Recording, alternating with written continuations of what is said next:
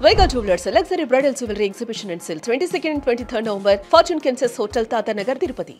ఆంధ్రప్రదేశ్లో జిల్లాల పునర్విభజన అంశం ఒక కొలిక్కి వచ్చింది. ఇప్పటివరకు 3 జిల్లాలు, 6 జిల్లాలు, 2 జిల్లాలు ఇలా రకరకాల లెక్కలు వచ్చినాయి. కానీ ఫైనల్గా ముఖ్యమంత్రితో సమీక్ష సమావేశం తర్వాత మంత్రుల కమిటీ ఇచ్చినటువంటి రికమెండేషన్స్ ఆధారంగా ప్రస్తుతం ఉన్నటువంటి పరిస్థితుల్లో 3 జిల్లాల ఏర్పాటుకి ముఖ్యమంత్రి కూడా ఆమోదం తెలిపినట్టుగా తెలుస్తుంది. అలానే కొత్తగా రెవెన్యూ డివిజన్ల పైన మాత్రమే ఫోకస్ పెట్టారు. ఆ జిల్లాలు ఏవైతే మొదటి నుంచి చెబుతున్నటువంటి శ్రీకాకుళం, పలాస జిల్లా ఇవన్నీ కూడా ఊహాజనితమైనటువంటి అంశాలుగా తేల్చిపడేశారు. మొదటి నుంచి సుమన్ టీవీ ఒకటే మాట చెప్తుంది, ఏ అంటే అమరావతి, పి అంటే పోలవరం, ఈ 2 జిల్లాలు ఖచ్చితంగా ఏర్పడతాయి. అలానే ఎన్నో దశాబ్దాలుగా ఉన్నటువంటి మదనపల్లి జిల్లా, మార్కాపురం జిల్లా ఇవి కూడా సాకారం కాబోతాయి అనేటువంటి విషయం చెప్పి, అయితే టెక్నికల్గా రాజధాని అమరావతికి ఉన్నటువంటి కొన్ని మినహాయింపులు దృష్టిలో పెట్టుకొని ప్రస్తుతానికి అమరావతి జిల్లాని పెండింగ్లో పెట్టారు.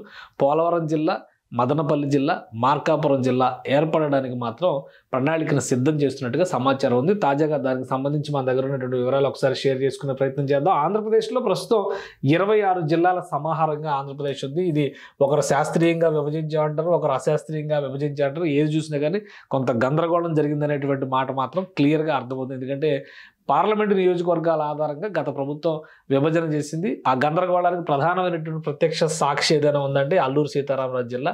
అందుకనే దాన్ని రెండోసారి విడగొట్టి మన్యం జిల్లా వేరుగా, అల్లూరు సీతారామరాజు జిల్లా వేరుగా చేయాల్సినటువంటి పరిస్థితి వచ్చింది. సో మొత్తం మీద 25 పార్లమెంట్ స్థానాలు ఉన్న ఆంధ్రప్రదేశ్లో 26 జిల్లాలు ఏర్పడ్డాయి. ఇప్పుడు 3 జిల్లాలు కనుక అదనంగా ఏర్పడితే 29 జిల్లాలు కాబోతున్నాయి. ఆంధ్రప్రదేశ్ 29 జిల్లాల రాష్ట్రంగా మారబోతుంది. అలానే మధ్యలో పలాస జిల్లా ఏర్పాటు చేయాలని, ఆదోని జిల్లా ఏర్పాటు చేయాలని ఇట్లాంటి చర్చలు జరిగినాయి. అలానే ఇక్కడ హిందూపురం జిల్లా అనేటువంటి ఒక చర్చ కూడా జరిగింది. బట్ వీటన్నిటినీ పక్కన పెట్టి పల్నాడును కూడా విభజించాలనేటువంటి ప్రతిపాదనలు కొన్ని వచ్చినాయి. బట్ వీటన్నిటిని పక్కన పెట్టి సుదీర్ఘకాలంగా పెండింగ్లో ఉన్నటువంటి అన్నమయ్య జిల్లాను విభజించడం ద్వారా ఇక్కడ మదనపల్లి జిల్లా ఏర్పాటు కాబోతుంది. మదనపల్లి జిల్లా ఇది ఏర్పాటు అవుతుంది. ప్రకాశం జిల్లాని విభజించడం ద్వారా మార్కాపురం జిల్లా ఏర్పాటు కాబోతుంది. ఈ రెండింటికి సంబంధించి ఆల్రెడీ ఎన్నికల ప్రణాళికలోనే ఎన్నికల ప్రణాళికలోనే టీడీపీ అధినేతగా చంద్రబాబు నాయుడు గారు హామీ ఇచ్చారు. ఇక గిరిజన ప్రాంతాల పర్యటన సందర్భంలో కూడా ఈ పోలవరం చుట్టుపక్కల ఇక్కడ చింతూరు కావచ్చు, రంపచోడవరం కావచ్చు, వీటన్నిటి పరిసర ప్రాంతాల్లో పర్యటించినప్పుడు కూడా గిరిజన జిల్లా అనేటువంటి చర్చ నడిచింది. ఇప్పుడు దాన్ని పోలవరం జిల్లాగా ప్రకటించేటువంటి అవకాశం ఉంది. సో ఈ 3 జిల్లాలు ఆంధ్రప్రదేశ్లో కొత్తగా ఏర్పడడానికి మార్గం సుగమమైంది. దీనికి సంబంధించి మంత్రుల కమిటీ వివిధ అధ్యయనాలు చేసిన తర్వాత ముఖ్యమంత్రికి అన్ని అంశాలని వివరించారు. సో ఈ 3 కొత్త జిల్లాలకి ప్రతిపాదనలు చేశారు.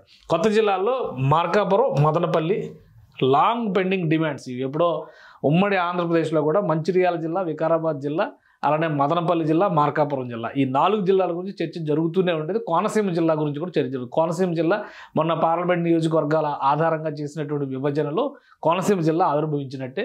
కాబట్టి ఈ 2 జిల్లాలని కన్సిడర్ చేయాల్సిందే అని డిసైడ్ చేశారు. ఇక పోలవరం జిల్లాని రంపచోడవరం కేంద్రంగా, రంపచోడవరం అనేది చారిత్రకంగా కూడా చాలా ముఖ్యమైనటువంటిది. అలానే పోలవరం ముంపు మండలాలు ఉన్నటువంటి చింతూరు మండలాన్ని కలుపుకోవడం ద్వారా పోలవరం జిల్లా ఏర్పాటు చేయాలని చెప్పని డిసైడ్ చేశారు. దీనికి ముఖ్యమంత్రి ఆమోదం తెలిపారు. అంటే 3 జిల్లాలు యాడ్ అవుతున్నాయి. ఇక ఈ రెవెన్యూ డివిజన్ల పరిస్థితిని ఏ విధంగా పరిష్కరించారు దాన్ని కూడా ఒకసారి విశ్లేషిద్దాం. కొత్తగా 5 రెవెన్యూ డివిజన్లు ఆంధ్రప్రదేశ్లో ఏర్పడబోతున్నాయి. వాటికి ఆమోదం తెలిపారు. అనకాపల్లి జిల్లాలో నక్కపల్లి రెవెన్యూ డివిజన్ ఏర్పాటు చేయబోతున్నారు. ప్రకాశం జిల్లాలో అద్దంకి రెవెన్యూ డివిజన్ని ఏర్పాటు చేయబోతున్నారు. అలానే మదనపల్లి జిల్లాలో పీలేరు రెవెన్యూ డివిజన్ ఏర్పాటు చేయబోతున్నారు.